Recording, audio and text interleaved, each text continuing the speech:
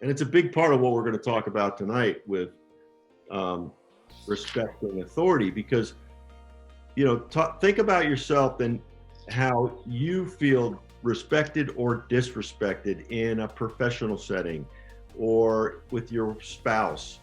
Um, if I'm talked to like an adult, I feel respected. If I'm talked down to, I feel like a little kid, and it doesn't matter whether it's Victoria or it's a client or a coworker. When somebody talks disrespectfully to me, I don't respect them and I don't respect the process, and it sends me back to, feeling like a little kid again. So same thing with your kids. If you really want them to be respectful, you've got to model it. And I would, this week I really want to challenge you guys to kind of monitor. The conflict was one of those things that's a real good trigger, good point, good thing to point to, because that you're in conflict, and how you deal with conflict is huge. But are you really respecting each other? One of those examples that I always use that always gets a laugh is how many people, and I know the guys that have done Growing Kids God's Way don't do this anymore, but how many of us yell through the house for our spouse? Like, we're at our desk or we're in the kitchen and we just scream, "Hey!" Does anybody do that? Maybe not, because this group is... I'm still guilty of that. Right? And then we wonder, when our kids start screaming for us, where did they get that? And the point is, and Molly and I had to go through this, and Victoria and I don't have the problem, I don't think. But we had to make a pact, like we had to make a commitment that we wouldn't do that. If you need me, come to me, right? Don't scream at me. Like Molly would yell at me from another room. I'd be working, I'd get frustrated, I'd get up and go find her. I go, "What do you want?" She'd go, "Oh, never mind." Or "I figured it out." Or I'm like, I'd get so frustrated, and I'm sure I did the same thing to her.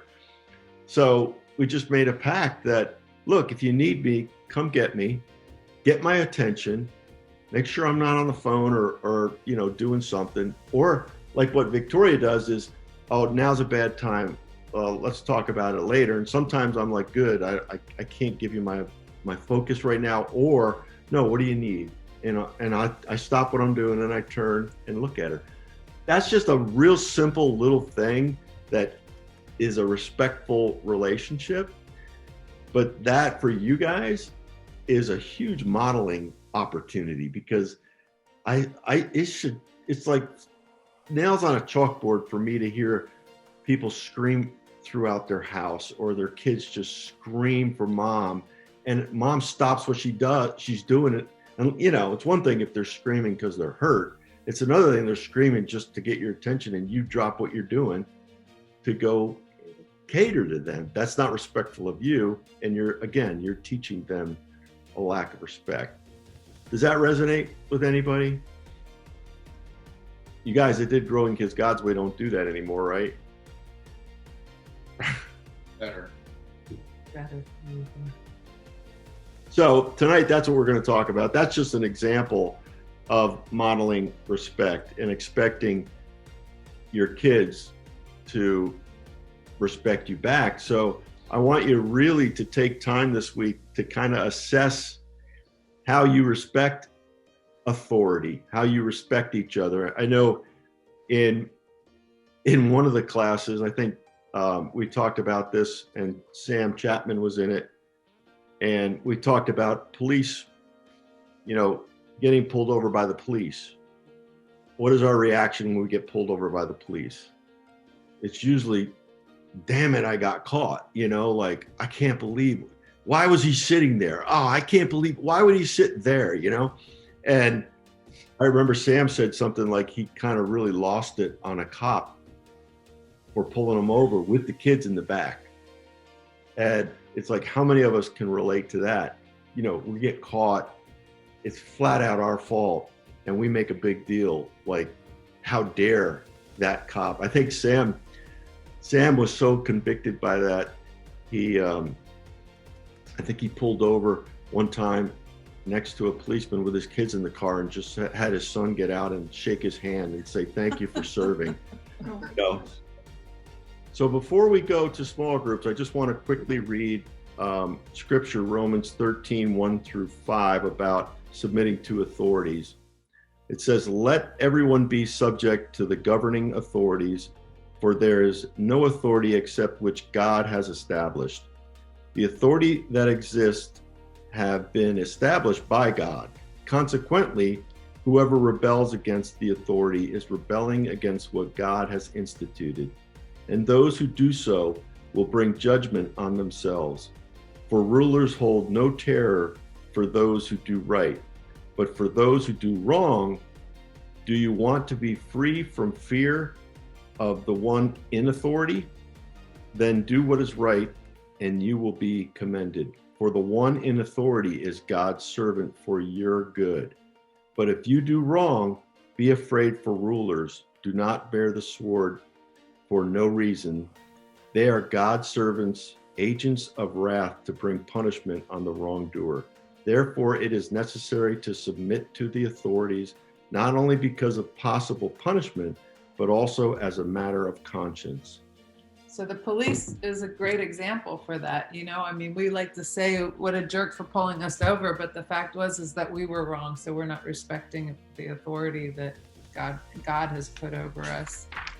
So I'm going to break you up into groups tonight, and you're going to talk about how you model respect.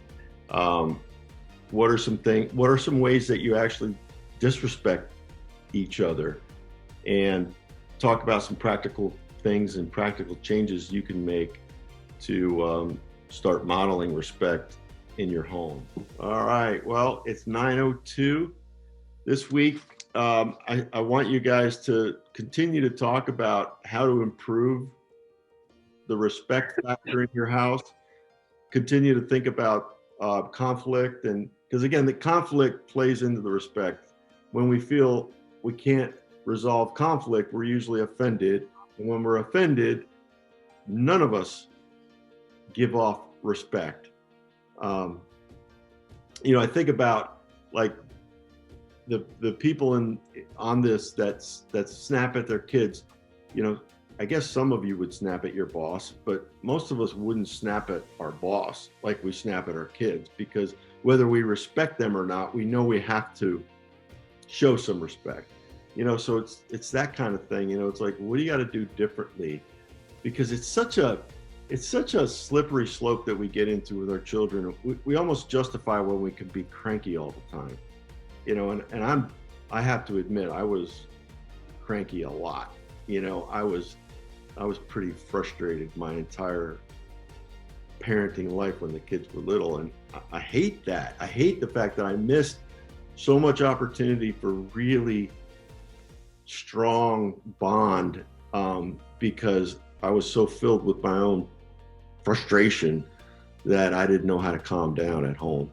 So you guys are, hopefully in better positions than I was at that point, but I just don't want to see you guys regret or lose time with kids when they're, I know I've heard Sammy say it 100 times, it's like they're growing up too fast, because they grow up so fast. You blink and you say, gosh, I wish I could have that time back.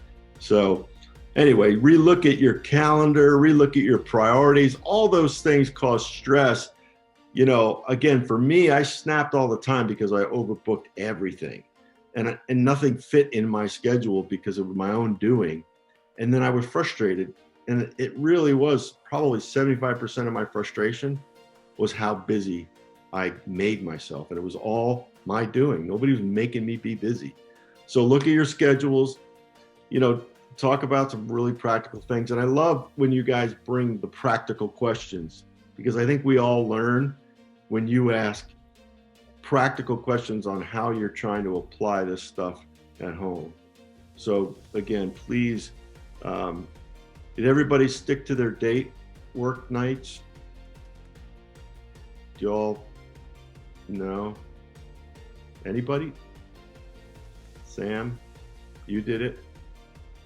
I know Tim and Lauren had to do it. And David and Liz are just right up there. The Malins must have some kind of gene to get things done. I mean, so anyway, Sammy, Nathan, did you guys do your date homework? I heard you say you did it, but I didn't hear Nathan. All right, well, please try to get it done. We did it like today during dinner. Okay, well, that's fine. No judgment. That's good. So anyway, and then come up with a new plan on how you're going to show respect for one another and show respect to the kids.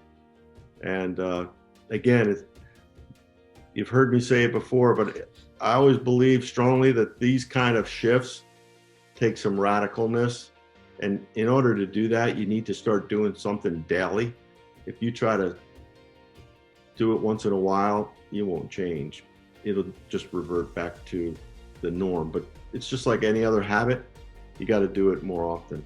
So try to find something that triggers it every day that you can change. And if you do that, I think you guys will have a new habit formed. Anything else? Anybody have anything else? Any questions? Everybody ready to Rock and roll. respect? Anybody want to sing the song Respect?